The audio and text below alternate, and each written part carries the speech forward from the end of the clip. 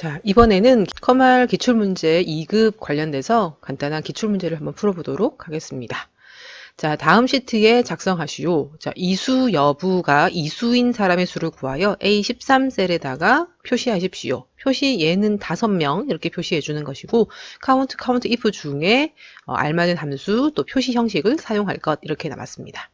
자, 우선 여기에 count와 count if 중에 어떤 걸 선택을 해야 될 것인지를 이제 우리가 선택을 해 주셔야 되는데 보면은 이 수라고 적혀 있는 글자를 찾는 거죠. 그래서 count if라는 함수를 선택을 해 주셔야 되겠고 여기 만약에 count 말고 count a라는 함수를 썼다면 두 개 다 가능하게 되겠죠. 그죠? 자, 우리는 여기 count와 count if 중에서는 count if라는 함수를 꼭 써주셔야지 이 수라는 글자를 찾을 수 있게 되겠습니다. 자, 그러면 A13에 커서를 두시고요. 는 해서 count if라고 적겠습니다. count if. 자, 그러면은 이렇게 적고 나서 우리가 조건을 먼저 설정해야 되는데 먼저 범위를 먼저 설정해 주셔야 되거든요. 그래서 F4에서 F10까지 먼저 범위를 선택해 주시고요. 콤마.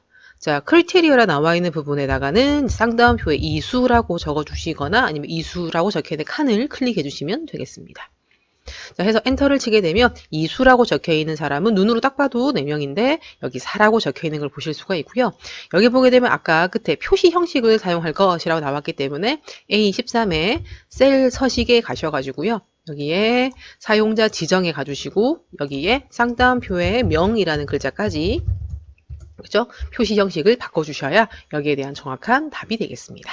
자, 확인 버튼 누르게 되면 4명 이렇게 표시가 되는 걸 보실 수가 있고요. 자, 두 번째, 이수하지 못한 사람의 수를 구하여라고 했고 C13셀에다가 표시하라고 했습니다. 빈칸이 이수하지 못한 사람이고 count A, count blank 중에 알맞은 함수와 %, 연산자를 사용하라고 했습니다. 자, count와 count A, count blank 중에 우선 빈칸인 사람을 구해야 되겠죠? 그러면 3개 중에 count blank라는 함수를 써주셔야 되겠고요. 여기 보게 되면 %, 연산자라고 있는데 이거는 글자와 글자를 붙여줄 때 쓸 수 있는 게 %, 연산자가 되겠습니다.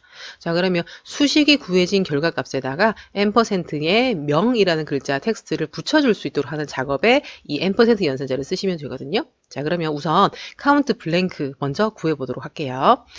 자, 커서는 C13에 커서를 둘 거고요. 여기다가 우리가 생각했던 것처럼 count blank라는 함수를 쓰겠습니다. 자, 이수하지 못한 사람이든 아니든지 간에 일단은 이수 여부를 판단할 수 있는 F4에서 F10까지 이렇게 선택을 해주시고요. 괄호만 닫아주시게 되면 총 3명의 이수가 아닌 사람, 즉 빈칸인 사람을 선택할 수가 있게 되고요. 요 결과값에다가 글자 명이라는 텍스트를 붙일 거기 때문에 다시 한번 더블 클릭해서 이 수식의 끝에 커서를 두겠습니다.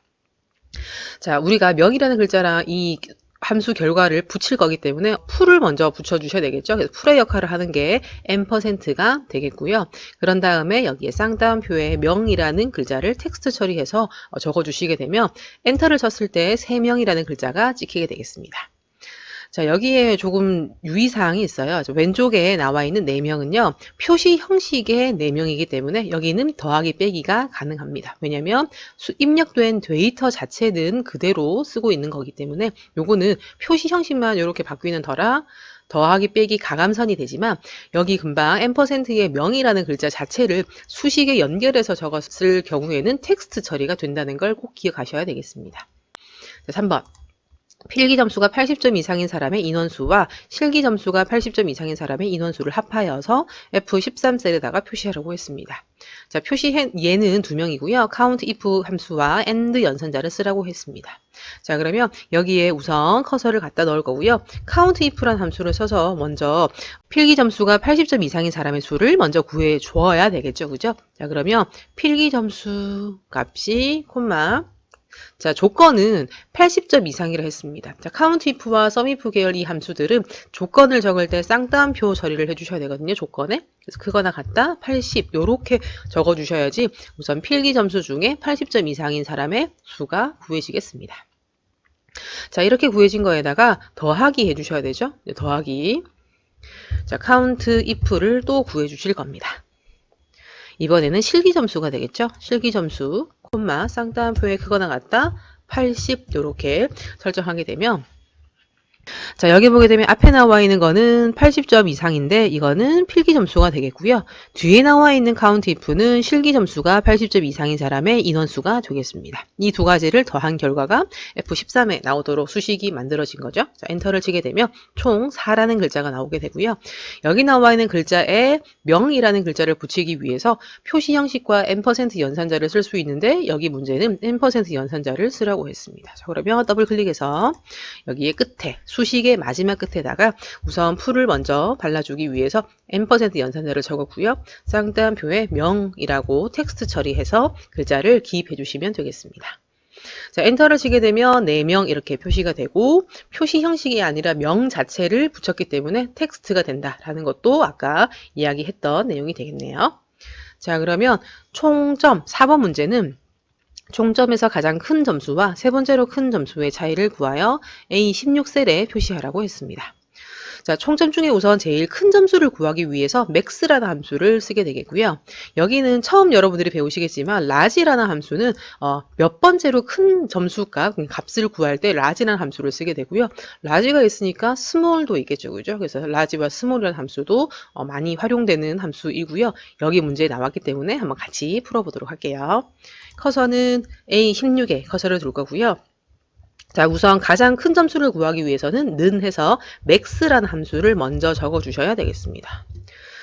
자, 총점에서 가장 큰 점수를 했으니까 총점 전체에 이렇게 범위를 잡아주시게 되면 총점의 가장 큰 점수 값이 구해지게 되겠죠. 자, 여기서 차이 값을 구할 거기 때문에 빼기를 할 거고요. 뒤에 차이를 좀 알고 싶은 그 점수가 세 번째로 큰 점수이기 때문에 large라는 함수를 써주시면 되겠고, large라는 함수는 array, k라고 나와 있는 것처럼 전체에 그죠? 총점의 값이 array가 되겠고요. 콤마 k는 몇 번째라는 의미가 되기 때문에 세 번째가 되겠죠. 그래서 3이라고 두 번째 인수값으로 설정해 주시면 되겠습니다. 그렇죠? 그래서 max라는 함수를 통해서 가장 큰 점수, 그 다음에 세 번째로 큰 점수를 구하기 위해서 large라는 함수를 써서 두 개의 차이점을 구한 결과 이제 엔터를 치게 되면 나오게 되겠죠. 그래서 이렇게 해서 결과물을 확인하실 수가 있겠습니다. 자, 이거는 아주 간단한 컴활 이그 관련된 문제고요. 이거 말고도 다양한 컴활 문제들이 있는데요. 그런 것들은 또 다른 시간에 한 번 더 확인해 보도록 하실게요.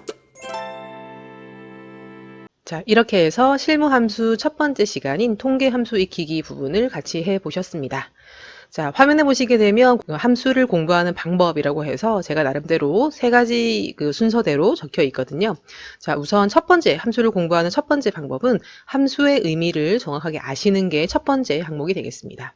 자, 여러분들이 뭐 sum이라는 함수는 합계를 구하는 함수고 count if는 조건을 걸어서 그 조건에 해당하는 개수를 구해주는 함수다라고 이렇게 함수별로 의미를 잘 아시는 게 첫 번째 내용이라는 말이고요. 두 번째는 이 각 함수별로 필요로 하는 값을 생각해 볼 필요가 있을 것 같습니다. 자, 최대값을 구하는 함수 같은 경우는 그냥 범위를 설정해 주면 되는 거죠. 이런 범위 값을 알게 되면 최대값을 구할 수 있게 되고요. SUMIF 같은 경우는 조건이 걸려야 되고 그 조건을 검색하기 위해서는 먼저 조건을 검색할 범위와 해당하는 조건, 그 다음에 최종적으로 합계를 구할 범위 이렇게 세 가지 필요로 하는 값이 있게 됩니다. 자, 여기서 말하는 필요로 하는 값은 원래 용어가 인수라고 하거든요. 그래서 각 함수별로 필요로 하는 인수의 개수, 필요로 하는 함수의 인수 종류가 다르기 때문에 그런 것들도 잘 구별해서 아시는 게 두 번째 내용이 되겠고요. 세 번째는 나만의 방법으로 기억을 하시는 게 세 번째로 말씀드릴 수 있는 내용이 되겠습니다. 자, 함수가 아주 많은 다양한 함수들이 있기 때문에 그런 함수들을 다 외울 수는 없지만 나름대로 패턴이 있고 나름대로 필요로 하는 순서가 나름대로 정해져 있거든요. 그래서 그런 패턴이라든지 나름대로 외울 수 있는 방법들을 잘 섭렵하시게 되면 여러분들도 함수의 전문가가 되실 수 있을 거라 생각이 됩니다. 자, 다음 시간에는 실무함수 두 번째 시간으로 논리함수 익히기라는 부분을 해보실 거거든요. 오늘 하셨던 통계함수에 못지않게 논리함수는 아주 많이 활용되는 부분이 있고요. 오늘 논리함수의 일부분인 SUMIF와 COUNTIF 이 두 가지를 조금 엿보셨다고 생각하시면 좋을 것 같습니다.